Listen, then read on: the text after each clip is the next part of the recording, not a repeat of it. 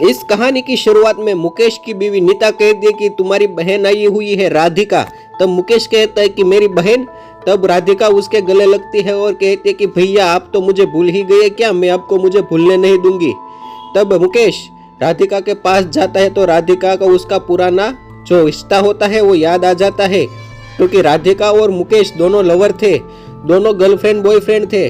जब एक शाम हुई तो मुकेश राधिका के पास आया और मुकेश राधिका को कहने लगा कि आज हम ब्रेकअप कर लेंगे क्योंकि मैं मैरिड हूँ, मैं कब तक मेरी बीवी को धोखा देता रहूंगा। तब राधिका रोने लगी और कहने लगी कि मुझसे कोई गलती हो गई है, तुम अचानक मुझे ऐसा छोड़ के नहीं जा सकते हो। ऐसा राधिका उस शाम मुकेश को कहता है, पर राधिका समझने के लिए तैयार नहीं होती है, क्योंकि राधिका मुकेश को सच्चा प्यार कर रही थी। पर तभी उसकी बीवी नीता कमरे में आ जाती है और कहती है कि भाई बहन क्या बातें कर रहे हो, इतनी सारी चुगली एक साथ कर दोगी क्या। तभी राधिका कहती है कि नहीं, हम ऐसे ही बात कर रहे हैं। तब राधिका मुकेश को कहती है कि तुम आज शाम मेरे बेडरूम में आ जाना, हम एंजॉय करेंगे। तभी खाना खा के और फ्री होकर राधिका अपने बेडरूम में रेडी होकर बैठी थी। तभी मुकेश आ जाता है और राधिका उसको उत्तेजित करने के प्रयास करने लगती है, पर मुकेश को कोई इच्छा नहीं होती है। फिर राधिका कहती है कि तुम चुपचाप मेरे साथ वो सब करो जो तुम तुम्हारी बीवी के साथ करते हो। तो मुकेश कहता है कि मैं ऐसा तुम्हारे साथ नहीं कर सकता, क्योंकि मैं मेरी बीवी को बहुत सब सारा प्यार करता हूँ। तभी उसकी नौकरानी जो थी शोभा, वो अपनी मेम साहब नीता के पास जाती है और कहती है कि सर तो आधी रात को अपनी बहन राधिका के रूम में थे और कुछ बात कर रहे थे, शाउटिंग पे बात कर रहे थे, बहुत चिल्ला कर बात कर रहे थे।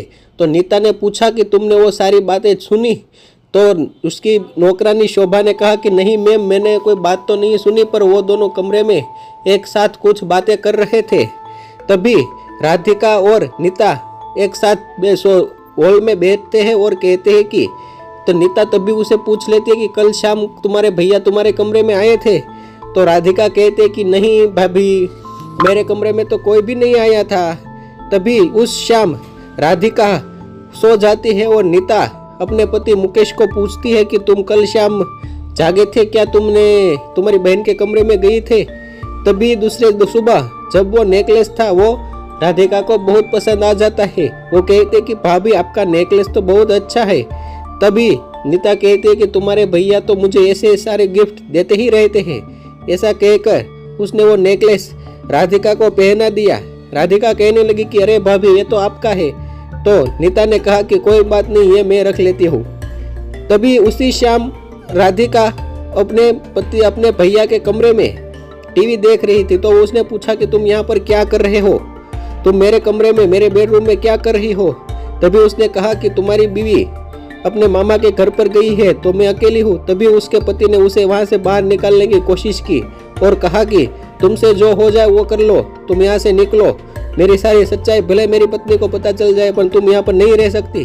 तभी उसने बोला कि इसकी क्या कीमत तुमको चाहिए यहाँ से जाने के लिए। तो वो कहती है कि 3 करोड़। तभी उसकी बीवी नीता आ जाती है और कहती है कि तुम्हें फूटी कौड़ी भी नहीं मिलेगी मेरे घर में से और मेरे पति की प्रॉपर्टी में से। तो वो राधिका कहती है कि मैं पुलिस कंप्लेन कर दूंगी। तभी नीता कहती है कि पुलिस कंप्लेन कर दो, पर मेरे पास सारे प्रूफ है तुम्हारे खिलाफ। तो वो कहती है कि ये ऑडियो से कुछ भी नहीं होगा। तब उसकी नौकरानी शोभा को बुलाती है और कहती है कि तुमने इन दोनों की बातचीत का वीडियो निकाल लिया ना। तो शोभा कहती है कि हाँ मैम साहब, मेरे पास सारे वीडियो है। तो उसने वो नेकलेस निकाल कर वहाँ से वो हमेशा के लिए चली गई।